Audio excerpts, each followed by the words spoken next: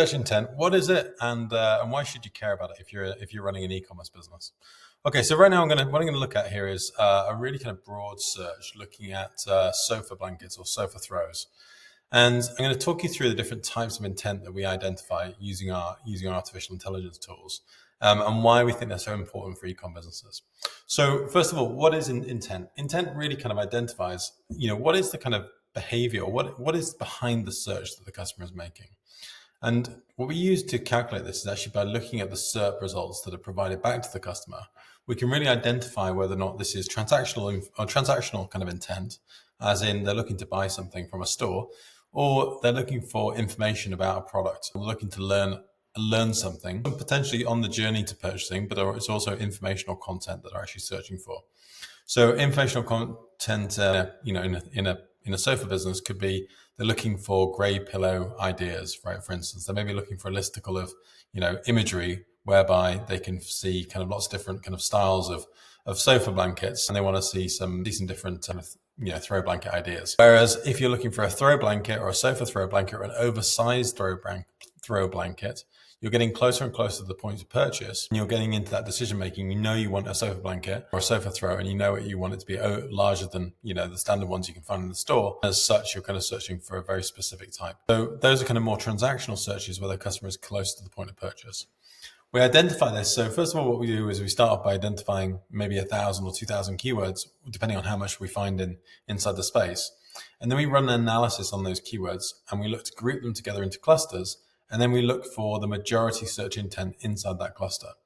So what you can see on my screen right now is you can see a volume in the cluster.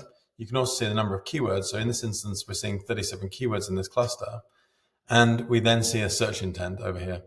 So what we've identified here is when we look at these keywords, we identify the URLs that this set of keywords provides us back. And we look at the intent behind that set of URLs. So are they providing back product pages? Are they providing back collection pages? Or are they providing back long form informational content? And that really helps us to categorize up, when you're looking at 37 keywords, you can really look at those URLs in a lot more detail, because we have got 37 different keywords inside this group. But that means we've actually got 370 URLs to go and analyze. We analyze those 370 URLs and we make a majority decision about whether or not the URLs that we're analyzing are kind of transactional intent. They're either product pages or collection pages, or they're informational content. This is super valuable when you start to think about how you're going to start to create the content in your store. So what we look at is, can we identify from a clustering perspective what kind of page these keywords should have, you should create for these types of keywords, and then how can we use them?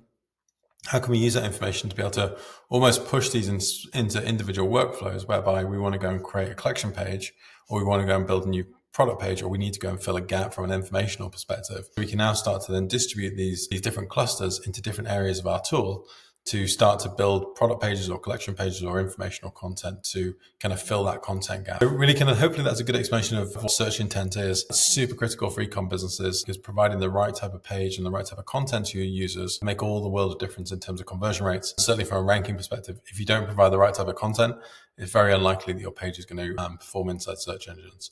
So yeah, more than happy to grab a call if you have any questions. Please feel free to reach out and I can talk you through how we would apply this in your business at scale.